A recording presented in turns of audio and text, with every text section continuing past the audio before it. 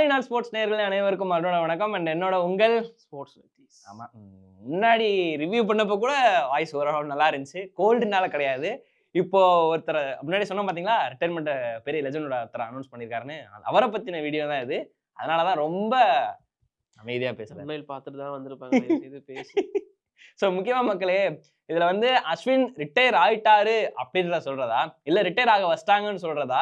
இல்ல இதை வந்து எப்படி எடுத்துட்டு போறதுன்னு எனக்கு தெரியல. ஏன்னா இல்ல அந்த ஆக்சுவலி சொல்லுங்க. ரோஹித் வந்து ஸ்டேட்மெண்ட்லயே சொல்லியிருந்தாரு. பிரஸ் மீட்ல சொல்லியிருந்தாரு. பெர்த் டெஸ்ட் பெர்த்லயே அப்பவே அஸ்வின் வந்து நான் ரிட்டயர்மென்ட் ஆக போறேன் அப்படிங்கிறத ரோஹித் கிட்ட வந்து சொல்லியிருக்காரு ஒரு கேப்டனா.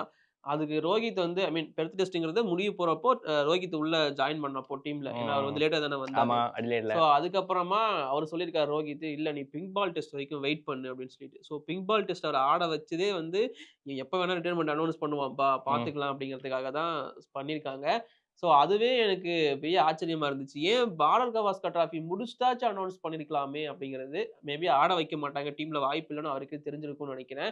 அண்ட் இந்த டெஸ்ட் இந்த 3வது டெஸ்ட்ட இங்க காபால ஆரம்பிச்சதுக்கு அப்புறமா அவர் கம்பீர் கிட்ட தனியா போய் பேசுறது, டீம்மேட்ஸ் கோஹ்லிகிட்டயுமே கிட்ட தனியா போய் தனியா பேசுறது. பேசியிருந்தாரு. இந்த 4வது நாள் வந்து 4வது நாள், 5வது நாள் வந்து ம். விராட் கோலி கிட்ட தனியா உட்காந்து எமோஷனலா பேசினது எல்லாமே வீடியோவா ரிலீஸ் ஆயிருந்துச்சு. முக்கியமா அந்த முடிஞ்சதுக்கு அப்புறமும் கூட விராட் கோலி கிட்டயே தான் நெறைய பேசினாப்ல.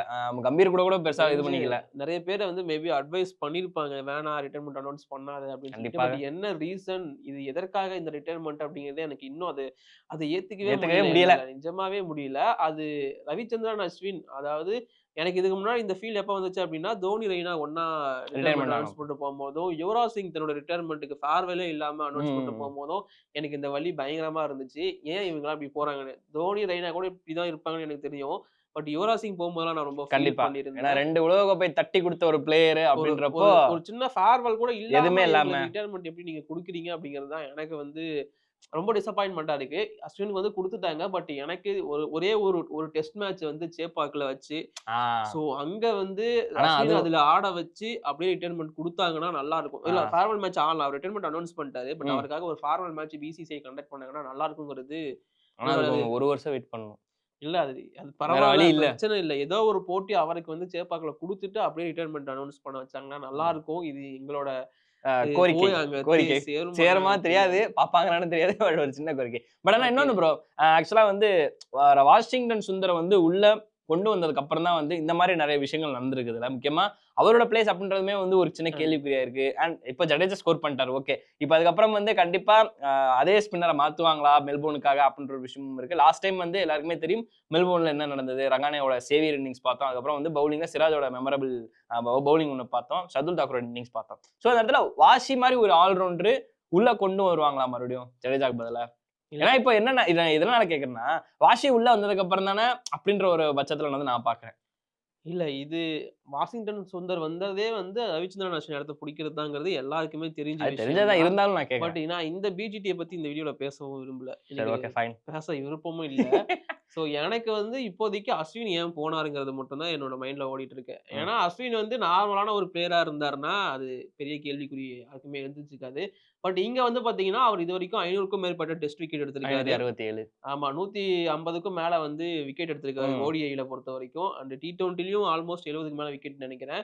ஸோ இப்படி இருக்கிறப்போ, இந்த மாரியான ஒரு லெஜெண்டரி பவுலர் வந்து திடீர்னு ரிட்டயர்மென்ட் அனவுன்ஸ் பண்ணும்போது, அது ஒரு பிரஸ் மீட்ல வந்து அது ஒரு பெரிய ஷாக்கா தான் இருக்கு. நல்ல வேள அதாவது தோனி அவங்க மாரி வந்து சொல்லாம கொள்ளாம போஸ்ட்ட இன்ஸ்டால போட்டு போட்டு போகாம ஒரு அது ஆக்சுவலி அவரு பேசும்போதே அவர் கண்லாம் கலங்கியிருக்கும்.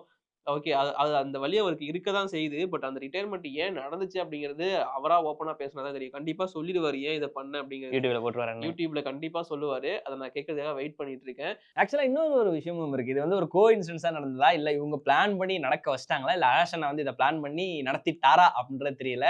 முக்கியமா தோனி வந்து 2014ல ஆஸ்திரேலியா பிஜிடி டூர்ல தான் வந்து ரிட்டயர்மென்ட் அனவுன்ஸ் பண்ணாரு. அண்ட் இங்கேயும் அதே மாரி ரவிச்சந்திரன் அஸ்வின் வந்து 2024ல ரிட்டயர்மென்ட் அனவுன்ஸ் பண்ணியிருக்காங்க. எக்ஸாக்ட்டா எப்படிங்க 10 பார்க்குறீங்க? இயர்ஸ் ஆஸ்திரேலியா டூர் ம். 14, 24 ஒண்ணும் சொல்றதுக்கு இல்ல. எனக்கு பேசவே என்னால முடியல. ஆக்சுவலி இது எனக்கு அது கேட்ட உடனே ஒரு மாரி ஷாக்கா தான் இருந்துச்சு. அதுலேருந்து கண்டிப்பா என்னால வெளிய வர முடியல. உண்மைய சொல்லணும் அப்டின்னா. ஏன் அவரு வந்து இத பண்ணாரு? அப்படிங்கிறது மட்டும் தான் எனக்கு இப்போ ஓடிட்டே இருக்கு. நீங்க ஃபார்ம் இல்லாம இல்ல.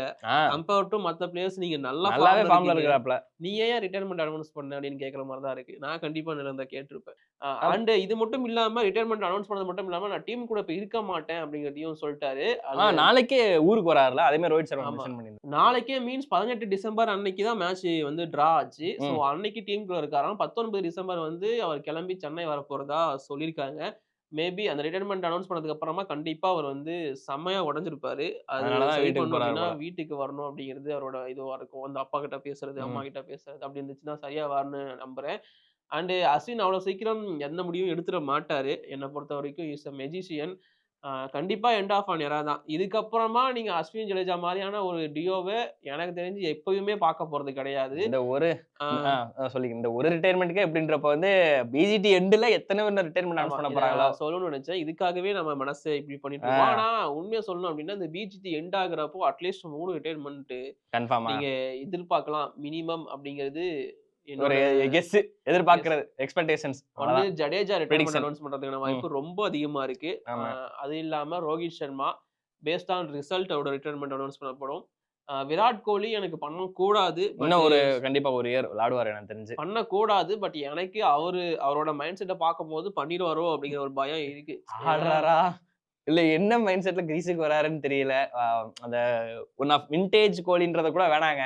2022, 23 ஆடுனார்ல, அந்த கோலியா கூட ஆடுனாலும் போதுங்க. அதுவும் இல்லாம ஒரு மாரி டிஃபரெண்ட் ஆடுறாரு. ஒருவேள T20 உலக கோப்பை அடிச்சுட்டோம். அதுவே நமக்கு போதும். இதுக்கப்புறம் டெஸ்ட்ட சும்மா ஆடிட்டு, இந்த அடுத்த அப்கமிங் வருது. அதுல முடிஞ்சா குவாலிஃபை ஆனா அதுவும் போயிட்டு, அதுக்கப்புறம் ரிட்டயர்மென்ட் அனௌன்ஸ் பண்ணலான்ற மைண்ட் செட் ஆயிட்டாரோ? அதனால தான் இப்படி பண்ணிட்டு இருக்காரா? தெர்ல எனக்கு. ஆனா இது என்ன இது எங்க கொண்டு போய் நிறுத்த போறாரு விராட் கோலி? ஏன்னா, அவர் வந்து பல ரெக்கார்ட உடைப்பாருங்கிறது தான் நம்மளோட ஆசையா இருந்துச்சு. பட் அவர் எங்க போய் இப்ப ரிட்டயர்மென்ட் அனௌன்ஸ் பண்ண போறாருன்னு தெர்ல. ரவி அஸ்வின் வந்து போம்போது அனில் கும்ப்ளே ரெக்கார்ட உடைச்சுட்டு போணுங்கிறது தான் சீரியஸா என்னோட ஒரு எல்லாரோடையுமே பெரிய ஆசை. ஆசையா இருந்துச்சு.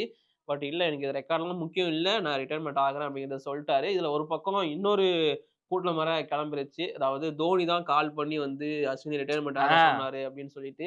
அது எப்படிங்க அவரு சொல்லுவாரு? சிஎஸ்கே ஆடுனா தான் ஆடணும்னா சிஎஸ்கே இன்டர்நேஷனல் ஆடணும். ஆடணும். அது விட்டுட்டு வரணும் இப்படி ஒரு அப்படின்னு ரூமர கிளப்பி விடுறதெல்லாம் என்ன ஒரு உங்களுக்கு ஒரு இதுன்னு தெரியல. ஆசை. மன நிம்மதின்னு தெரியல.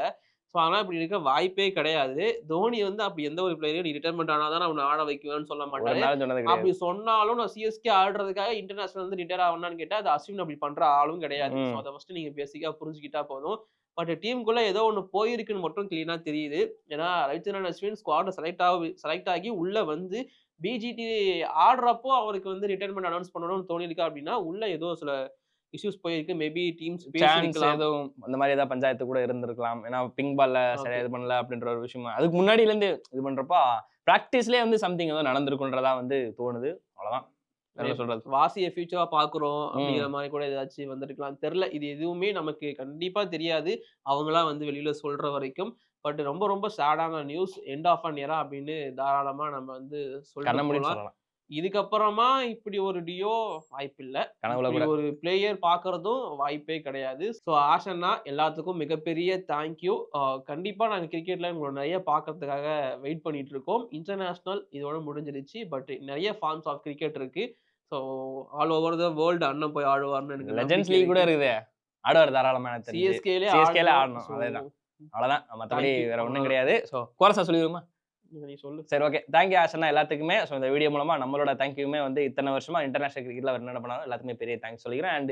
இந்த வீடியோ பத்தின கமெண்ட்ஸ் அண்ட் ஆஷனா பண்ண மிகப்பெரிய சம்பவங்கள்ல உங்களுக்கு என்னது அப்படின்னு தாராளமா கீழ கமெண்ட் பண்ணுங்க. அண்ட் ஆஷனா உங்களுக்கு எவ்வளவு பிடிக்கும் அப்படின்னு தாராளமா கீழ கமெண்ட் பண்ணுங்க. வேற ஒரு வீடியோ தரணும் சந்திக்கிறேன். அப்புறம் வந்து நம்ம நிதிஷ் சந்திப்பா. அன்டில் தென் வணக்கம்.